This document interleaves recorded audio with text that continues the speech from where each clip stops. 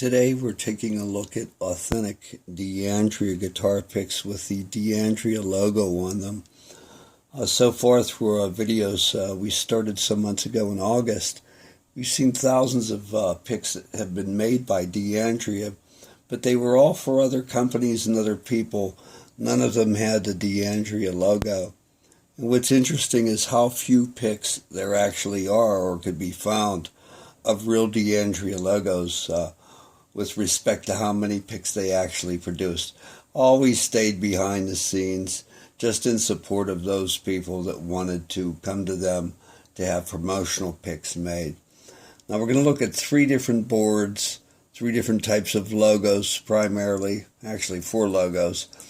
And the first board here has 44 picks, the other two 23, 25 respectively, for a total of 92. Going right to the first board here, these are our oldest picks, and this is the oldest logo as well. We've got 12 different shapes. Three of these picks have a whole grip, three have a corrugated, and one has a cork grip. We're looking at imprints of black, white, silver, and gold, and with two logo variations. Now this is one of the most desirable logos to come across in terms of D'Andrea. In fact, it is the most desirable printed logo they have. Let's focus on the logo for a minute. You'll see it's all the same. It's got that old cursive style that we've talked about before, often used in the 1950s. Over here, it has a double line to it. So it's just not one line producing the logo, but two. And I think I'd get that camera to focus. There you go. There's the double line compared to the single line logo. And the double line logo is exceedingly difficult to come across. And if we take a look on this board here, right now I can only see two picks that have the three picks. This pick here with a whole grip, this pick over here, both of these being clear celluloid, and that one up there. So three of these 43 picks have the double logo. Also, just as rare are picks with a gold logo. That's the only other aside from this down here that has a gold logo. So we have two with a gold logo. We have two here with, and a third there with black logos. And we have a silver logo here.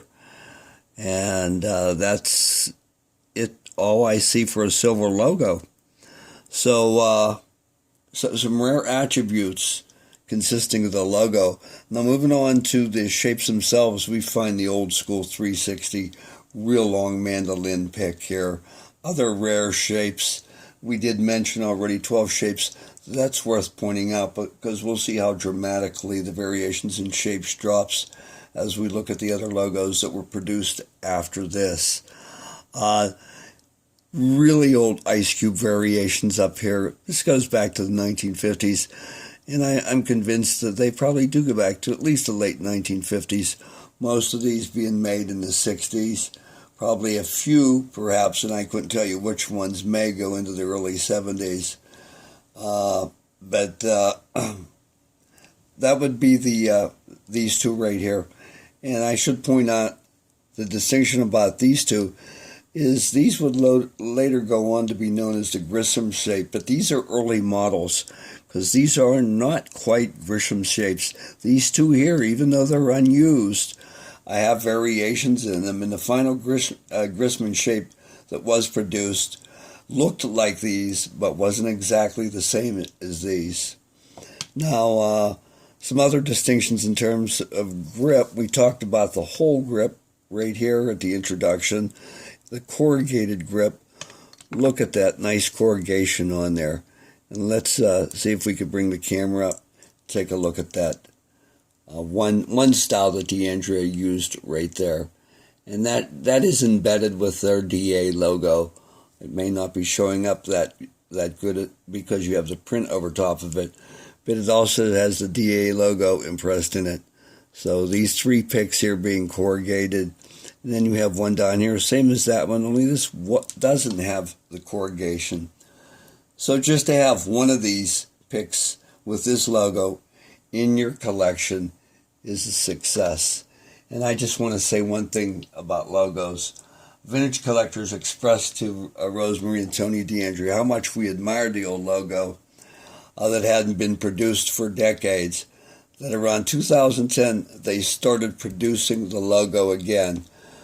However, most of it comes in gold, and as we said before, that's a very difficult logo to come by, gold. And the ones that do come in white, which they also produce, just like these, have the gauge marking on them. And that's how you tell the ones that are reproduced from the originals. As you see down here on the originals, not a single one of these has a gauge marking. So really easy to tell those apart. The reproductions of the old logo and the authentic old logo that you see here is that major distinction. The new one having the gauge marking. And that T for thin, M for medium. And let's move on to our next board here. And we're going to discuss pinwheels and bullseyes. Now, the group on the right are our bullseyes, and we're going to look at them because they're our oldest. What I suspect is the bullseye was probably used in the 1950s to create centering patterns for the hot stamp. As we can see, these bullseyes do not even contain any logo, unlike these that have the DeAndrea name on them. In addition, this is that old celluloid we've talked about before, wheat straw variations right here. And this isn't a wheat straw variation, but it is an old type of celluloid. And that's clearly a wheat straw variation right there, going back to the 1950s. So it leads me to believe they made these when they were actually practicing doing imprints of printed picks. And coming down here, we see a few variations here. Now we have the logo has been added to it. Here's one on mother of pearl that just has the black print. Here's another that is shrunk. This particular type of celluloid was used in the 1960s, and it does shrink. All the picks I have on that type of black streak celluloid shrinks, in fact. Now notice the clear distinction between these two different types of mother of pearl.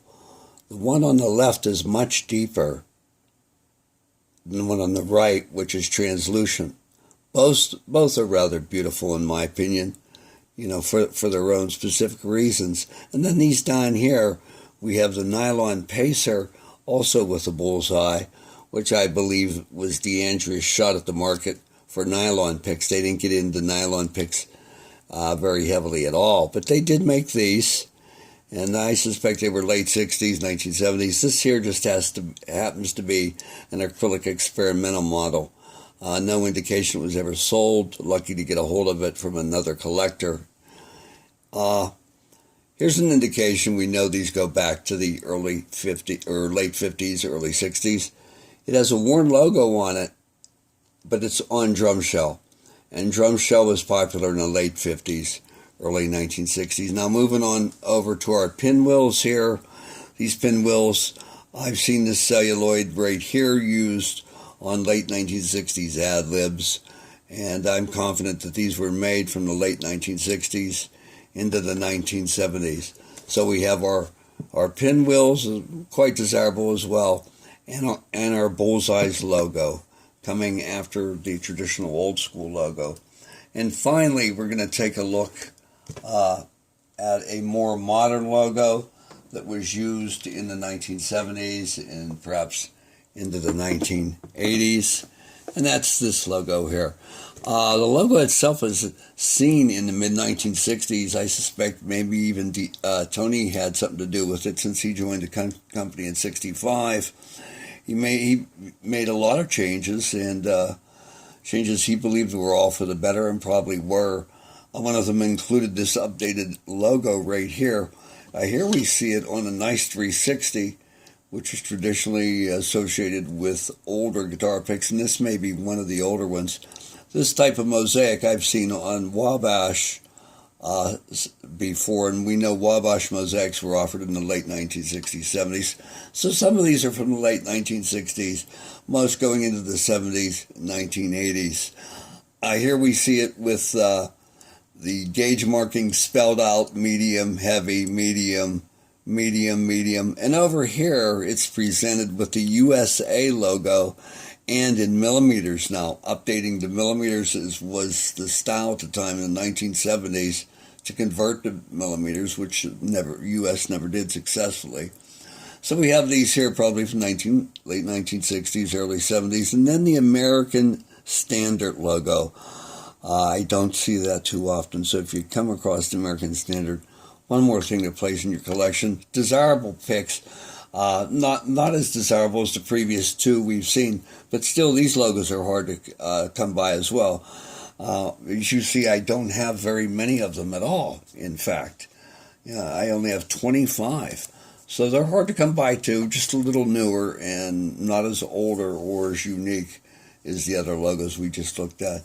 Joe from Find Pick 7, Play More Guitar Picks, signing off. Feel free to rate a comment and hope to hear from you.